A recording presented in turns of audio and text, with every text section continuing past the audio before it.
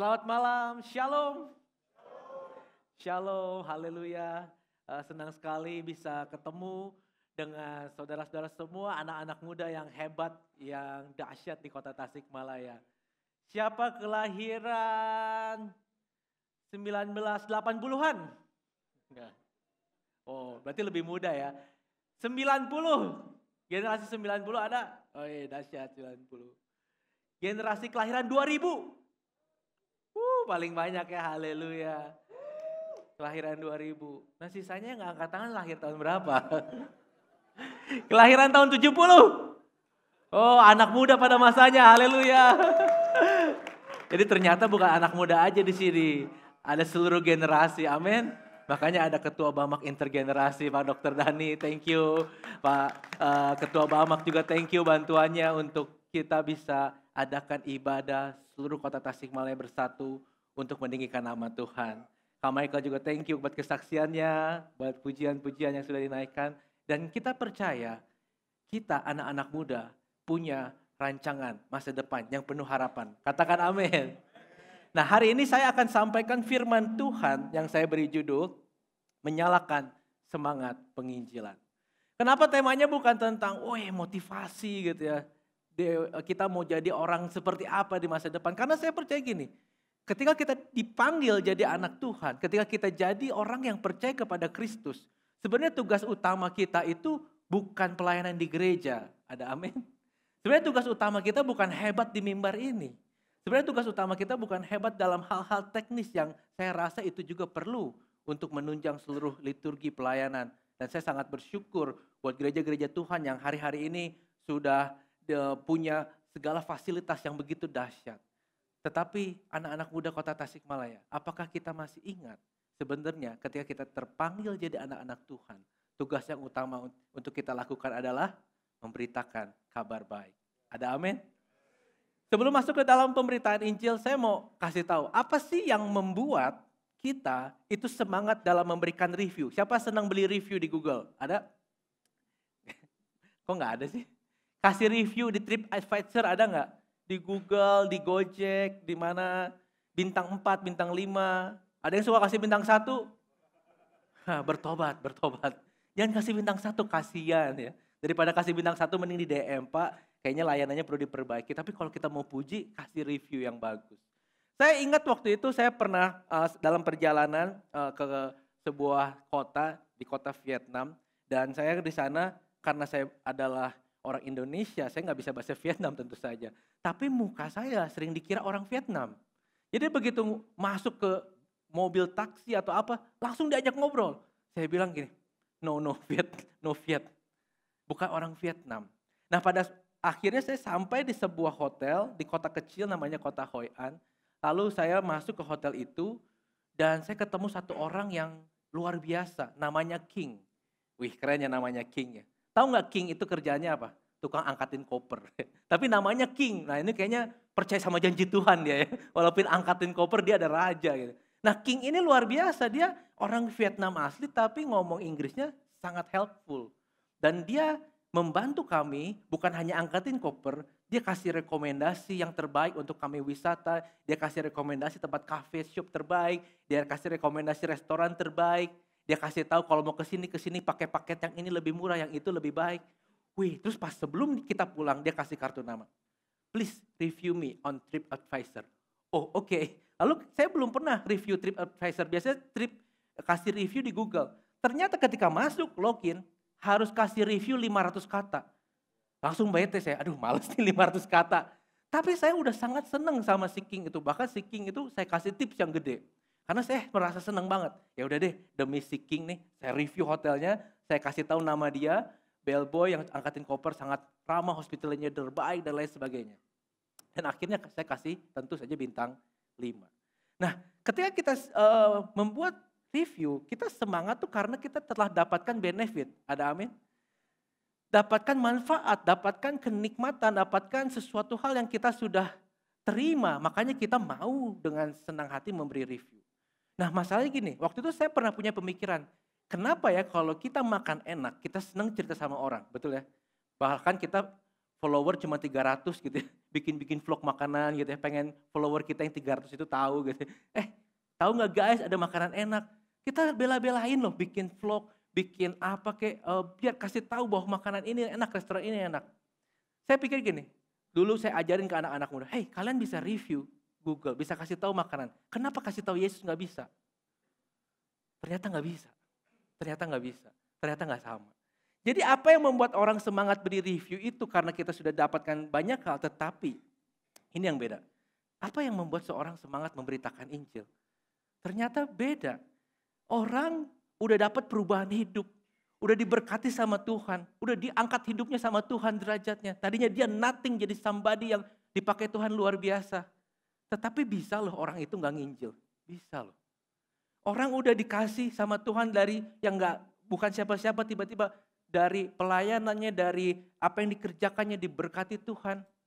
Sampai dia mungkin punya finansial yang baik, punya segala sesuatu yang baik. Hidupnya tadinya mungkin bukan orang yang diperhitungkan, sekarang dia adalah orang yang terhormat.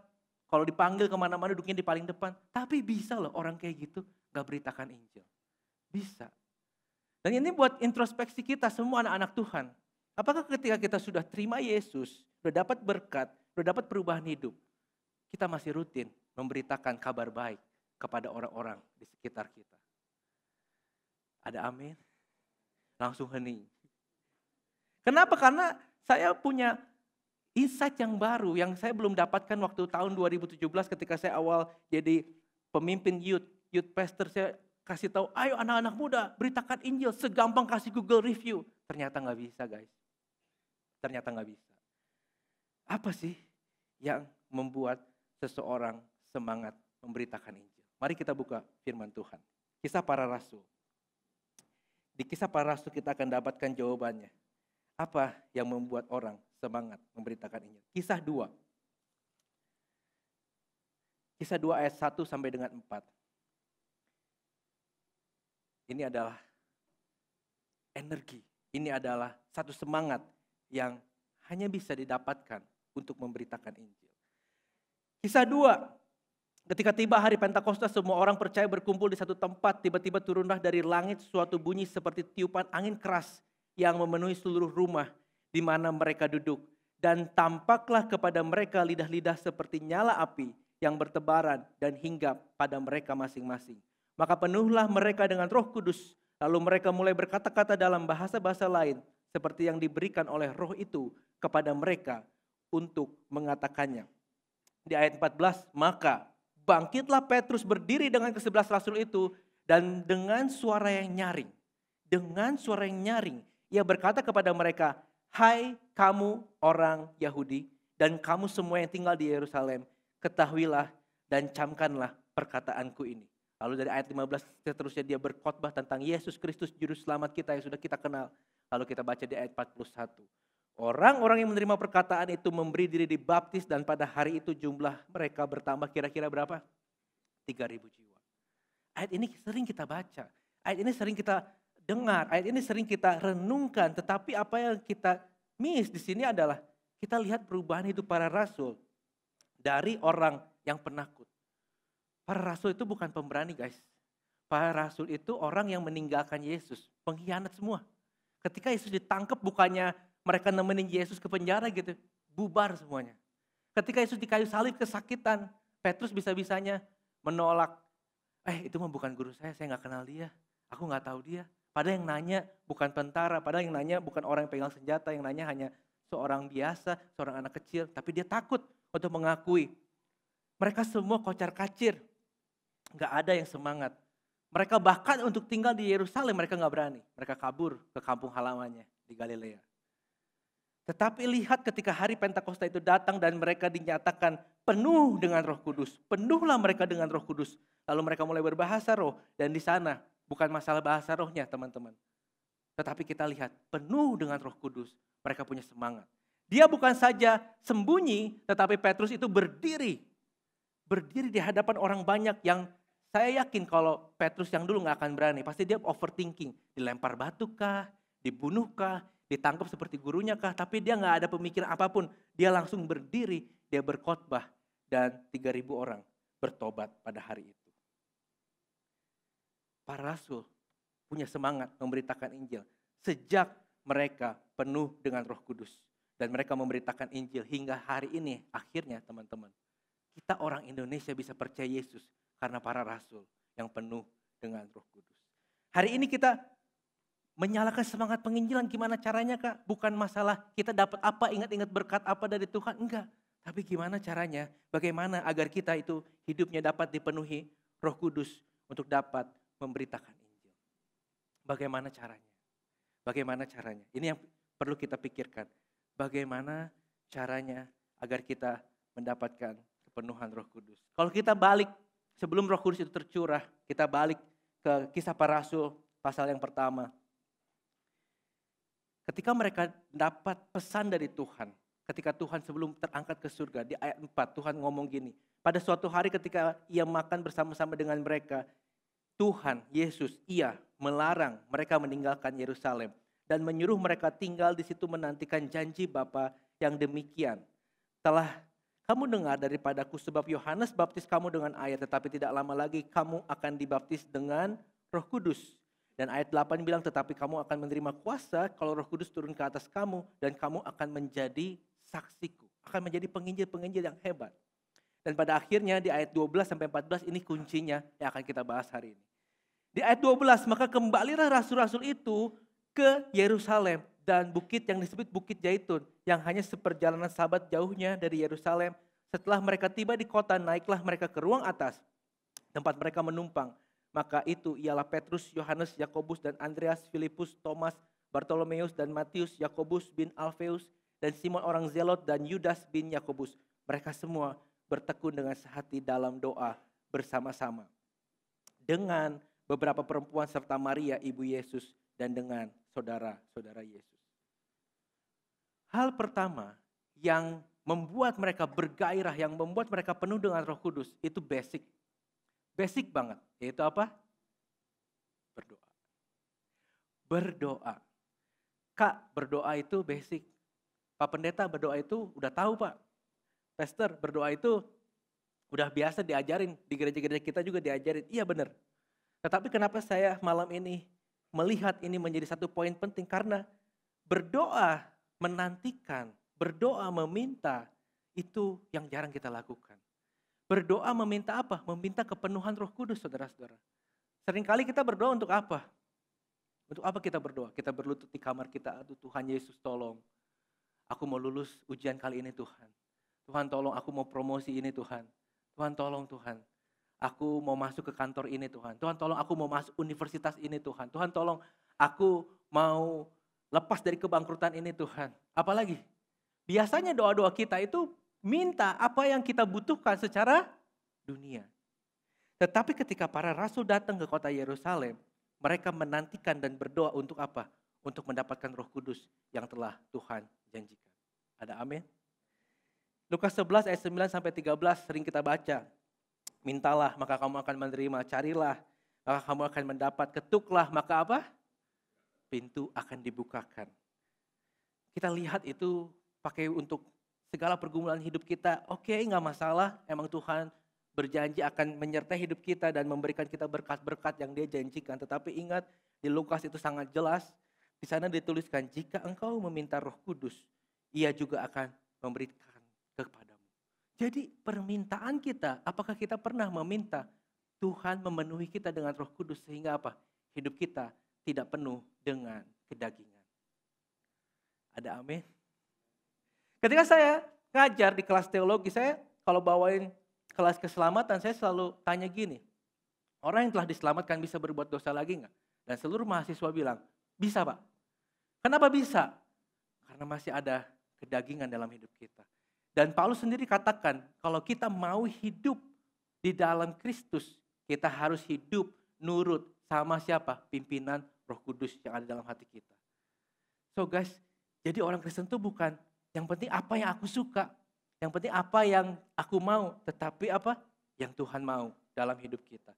Ketika kita hidup dipenuhi oleh Roh Kudus, saya yakin segala kedagingan kita akan luntur. Saya merenungkan gini, keinginan daging akan membuat kita ragu untuk memberitakan Injil. Why? Karena kita akan tertuduh sama si iblis. Ngapain kamu nginjil? Kamu aja masih begini. Ngapain kamu nginjil? Diam aja lu. Lu masih juga punya dosa. Terus, keinginan daging membuat kita ragu memberitakan Injil. Keinginan daging akan membuat kita takut jadi batu sandungan. Dan yang ketiga saya pikir, keinginan daging akan membuat orang yang kita beritakan Injil gak percaya sama Injil yang telah kita beritakan. So berdoa itu minta kepenuhan Roh Kudus sangat penting. Kenapa? Agar hidup kita sehari-hari dipimpin sama Roh Kudus. Yang Tuhan bilang adalah penolong, Parakletos yang akan menuntun kita sesuai hidupnya sama kehendak Bapa di surga.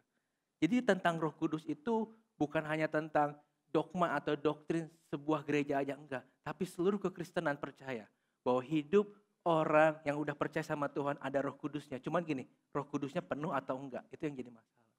Kalau Roh Kudusnya penuh, ketika Roh Kudusnya penuh, saya yakin ketika mau berbuat dosa, enggak jadi.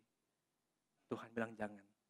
Aku mau kompromi dikit pegang tangan pacarku dikit enggak bisa Tuhan. Kuduskanlah aku Tuhan.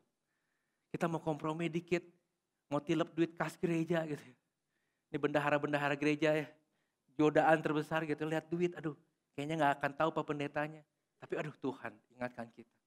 Kalau kita berdoa, minta penuh dengan Roh Kudus, saya yakin hidup kita tidak akan ada keinginan daging yang menguasai kita. Keinginan dagingnya gak akan hilang, tapi keinginan dagingnya bisa kita tekan. Ada amin? Yang kedua, bagaimana caranya kita bisa melihat keteladanan dari para rasul? Mereka semua itu bukan hanya berdoa, tetapi mereka semua bertekun. Bertekun. Saya mau bilang gini, dalam doa mereka di Yerusalem itu bukan tempat yang aman.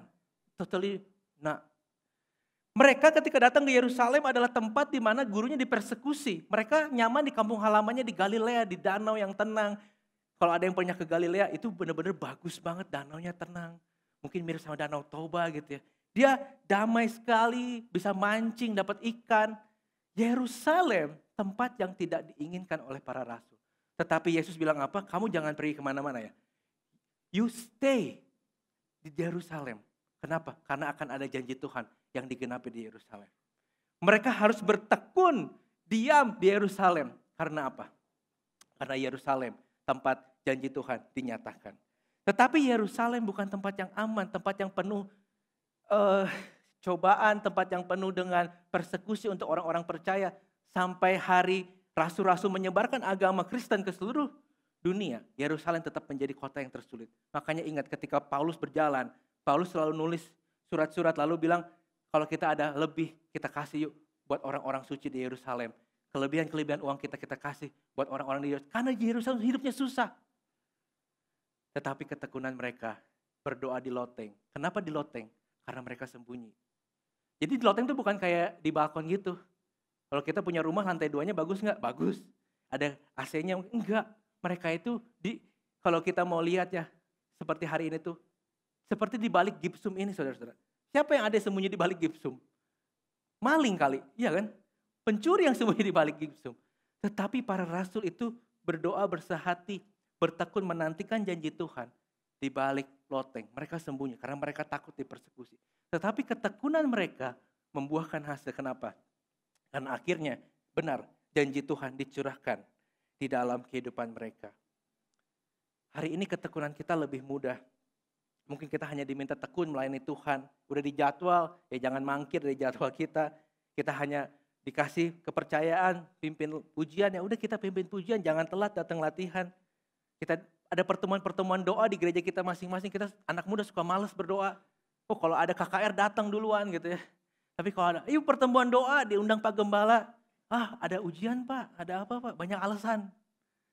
Tetapi ketekunan itu yang membuat Roh Kudus bisa memenuhi hidup kita. Saya mau ingatkan kepada generasi muda mungkin yang pernah tahu atau yang nggak tahu. Ada kejadian menarik di kota Tasikmalaya 1996.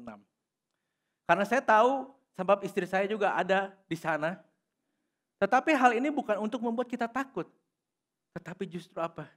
Tasikmalaya seperti Yerusalem. Bukan kota yang aman. Tetapi ada janji Tuhan untuk kota Tasikmalaya. Amin. Saya coba cari artikel-artikel cuma dapat 2. Ada beberapa gereja juga yang saya tahu kena amukan api, diamuk massa. Ada 2 gereja di sini yang mungkin mengalami masalah. Saya ingat istri saya cerita pada saat itu dia tinggal di pastori gereja, dia harus kabur, dia lari, dia sembunyi di balik toko neneknya, dia sembunyi di balik drum besar, dijagain sama orang-orang yang udah dekat sama keluarganya. Dibilang ini bukan toko orang Kristen kok, ini toko orang sini kok. Udah dilewati masa, begitu diluputkan. Sampai hari ini, kalau saya naik mobil sama istri saya, suka ketemu kan kalau di Bandung itu kita ada klub sepak bola Persib. Nah Persib itu kan kadang semangat banget ya, weh gitu beribut-ribut. Nah kadang kalau dapat ribut-ribut tuh istri saya sampai sekarang masih takut gitu. Karena pengalaman itu. Kita suka kalau lihat pengalaman 1996, sebenarnya apa? Ternyata kita tidak begitu diterima di kota ini. Tetapi saya merasa tahun-tahun ke sini, kota ini lebih terbuka untuk Injil. Dan saya melihat semakin bertumbuh gereja-gereja Tuhan di kota Tasikmalaya. Dan apa yang mau saya bahas di dalam ketekunan adalah kita harus bertekun mengasihi orang yang bukan hanya mengasihi kita, bahkan yang membenci kita. Amin. Firman Tuhan Yesus sendiri yang bilang di dalam Matius 5 ayat 44. Tetapi aku berkata kepadamu, kasihilah musuhmu dan berdoalah bagi mereka yang menganiaya kamu. Kita bersyukur sejak tahun itu tidak ada lagi penganiayaan. Kita bersyukur. Tetapi apa yang harus kita tangisi bersama? Apakah angka kekristenan di kota Tasikmalaya sudah bertumbuh hari-hari ini? Atau berturun? Dan kita berdoa sama-sama ada kebangunan rohani di kota Tasikmalaya. Amin. Bukan hanya suku-suku yang dari luar yang udah Kristen datang ke kota Tasikmalaya memenuhi gereja-gereja kita. No. Tetapi kita berdoa untuk orang-orang sekitar kita juga mengenal Yesus yang kita sembah. Yang kedua, kenapa mereka bisa penuh Roh Kudus? Pertama berdoa, kedua bertekun, yang ketiga mereka berani. Mereka berani taat untuk balik ke Yerusalem. Bukan kota yang nyaman, bukan kota yang hebat, bukan kota yang diimpikan oleh para penginjil. Kota yang sulit. Orang Yahudi itu paling bebal, susah terima Injil. Ini kenyataan, boleh dicek. Sebenarnya datanya gak terlalu dibuka. Tapi kalau Anda cek, akan lebih banyak Anda temukan orang Arab beragama Kristen daripada orang Yahudi beragama Kristen. Ini realita. Saya pernah ke Yerusalem, ketika itu saya dapat satu orang Palestina, dia orang Arab asli. Dan dia bilang, aku ini orang Kristen bukan orang Kristen baru. Nenek moyangku, 3-4 keturunan di atas aku, itu udah Kristen. Wow, dari mana? Dari Pentakosta. Dari ketika para rasul menobatkan 3.000 jiwa itu campur aduk orang dari berbagai suku bertobat. Termasuk orang-orang Arab pun bertobat. Dan sampai hari ini kita bisa lihat sebenarnya di Arab sana banyak orang Kristen. Tapi gak pernah di blow up. Dan saya yakin ketika para rasul itu berani kembali ke Yerusalem, makanya mereka mendapatkan Roh Kudus yang memenuhkan mereka sehingga mereka bisa menaati firman Tuhan. Sekarang keberanian kita hanya satu. Kita gak suruh dibalik ke medan perang lagi. No, kondisi kota kita sudah lebih aman. Tetapi beranilah untuk taat pada perintah Tuhan. Walaupun perintah itu sulit untuk dilakukan. Perintah apa yang sulit untuk dilakukan? Penginjilan. Amin. Saya tahu dari semangatnya. Wah, khotbahnya penginjilan. Nyawa itu mata datang gitu ya. No, dengerin. Saya tahu ketika saya pimpin organisasi gereja, paling susah dapat ketua penginjilan. Paling gampang dapat ketua musik. Paling gampang dapat ketua media. Tapi paling susah, siapa yang mau jadi ketua penginjilan? Gak ada yang mau. Kamu ya? Jangan saya Pak. Kamu ya? Jangan saya Pak. Kamu mau? Gak ada yang mau. Why? Karena mereka pinggir penginjilan itu tugas yang berat.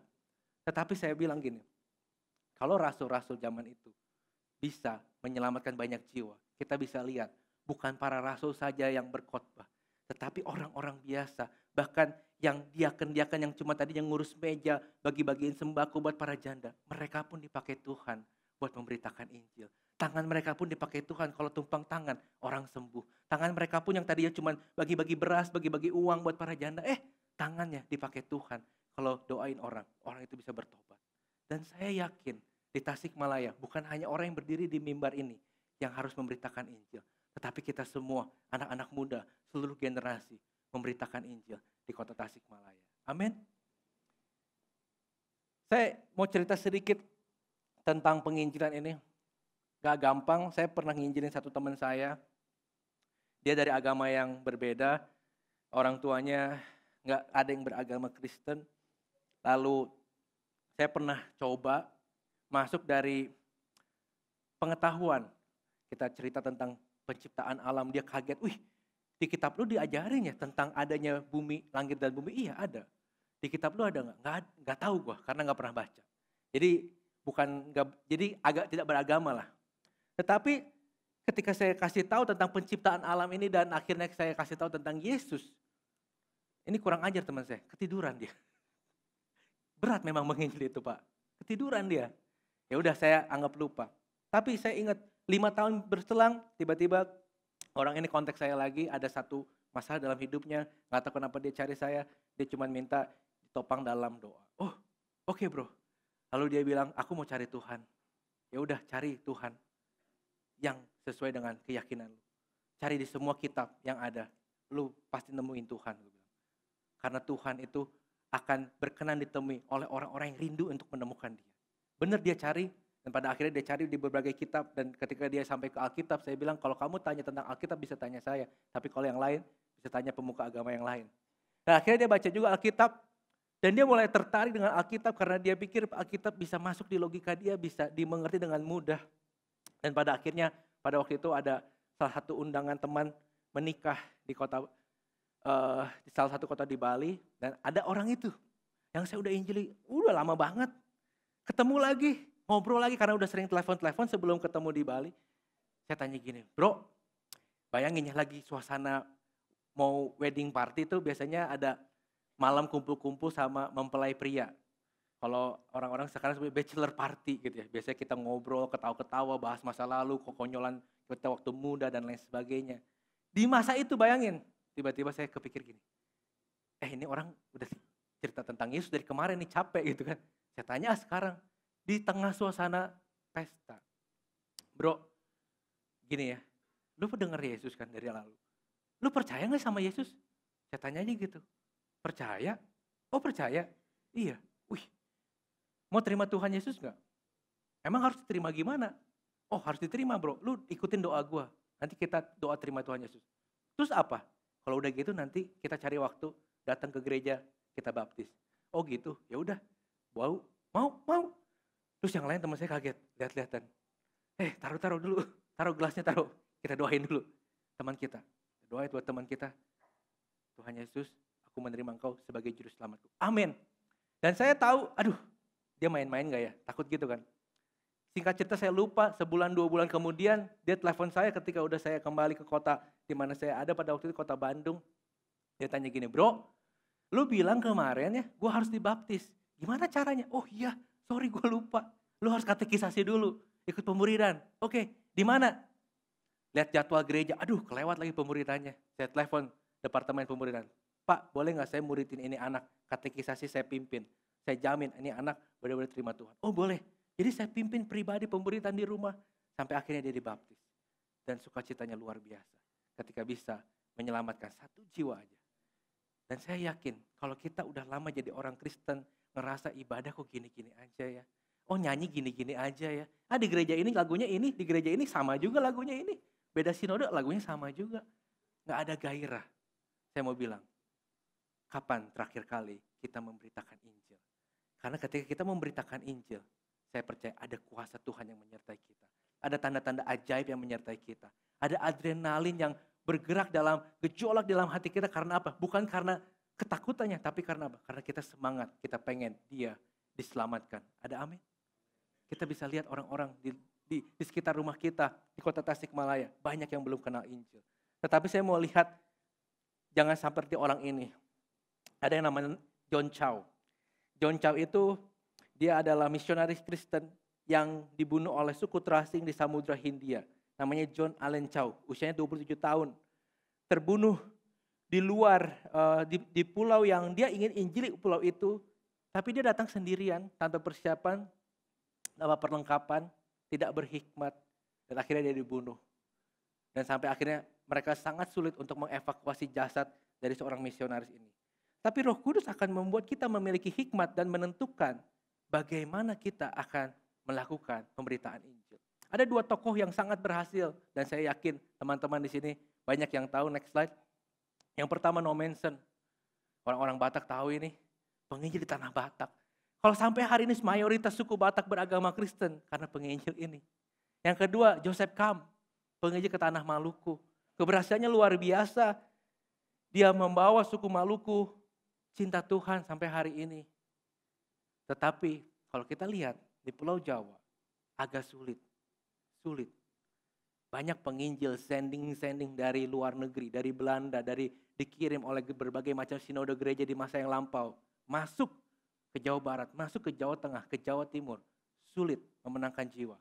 Seperti No Manson dan Joseph Camp. Tetapi saya ingat ada satu nama luar biasa. Namanya Kiai Sadrak. Sadrak benar. Sadrak Meksak Abednego. Kiai ini luar biasa.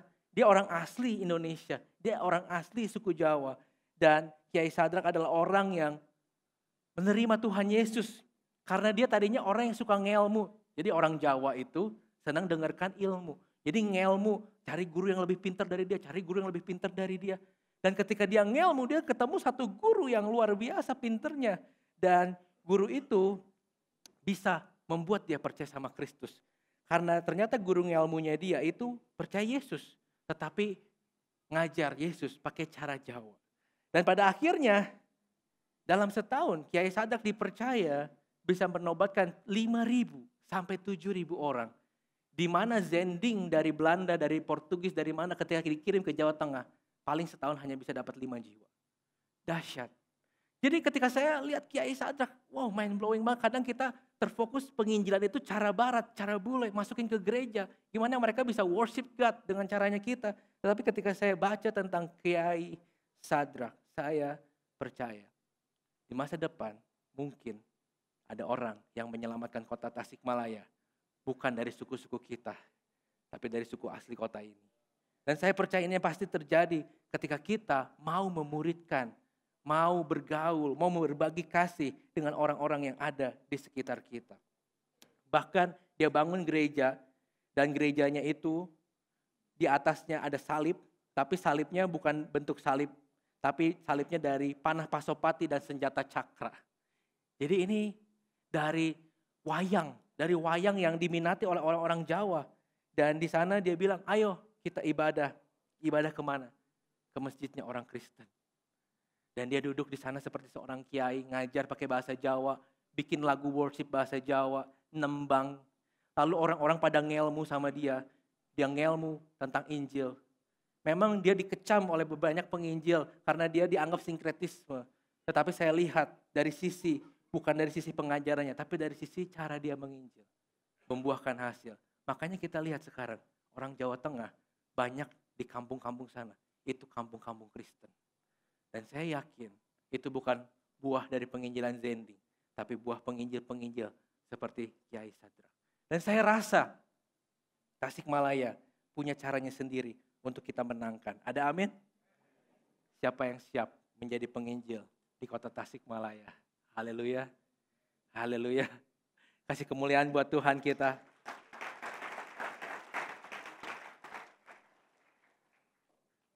Saudara-saudara, jadi hamba Tuhan, jadi pemberita Injil bukan hal yang mudah. Tetapi saya yakin kita bukan punya kehidupan yang sama. Mungkin Kak Michael punya stage ini, dia bisa nyanyi, suaranya bisa membawa orang masuk dalam hadirat Tuhan. Saya bisa berkhotbah, dikasih Tuhan kemampuan. Tetapi gak semua orang mungkin punya tempat yang sama. Tapi Anda punya tempat di kantor, di toko, di kampus, di sekolah, di mana kita berada. Dan di sanalah tempat kita memberitakan Injil. Dan yang paling penting, kita punya sosial media di tangan kita. Biarkan dunia luar tahu lewat sosial media kita, lewat kehidupan asli kita, bahwa kita adalah orang yang mengasihi sesama kita. Saya rasa ketika setiap anak-anak muda yang hadir di kota ini, dalam setahun memenangkan 1 jiwa aja. Saya rasa bukan hal yang muluk-muluk. Kalau suatu saat kita nggak tahu 1 jiwa yang kita menangkan akan jadi penginjil yang luar biasa untuk kota Tasikmalaya. Jangan lelah memberitakan Injil. Jangan capek memberitakan Injil. Jangan cuma mau ke gereja yang seru-serunya doang, yang asik-asiknya doang. Hari ini kita bersenang-senang, bersukacita memuji nama Tuhan. Tetapi pulang dari tempat ini, kita harus nyalakan kembali semangat untuk memberitakan kebenaran firman Tuhan. Amin. Kasih tepuk tangan buat Tuhan kita. Saya minta tim Praise and Worship untuk bersiap-siap. Kita akan tutup dengan satu lagu yang saya pikir ini akan memberkati kita. Kita bangkit berdiri.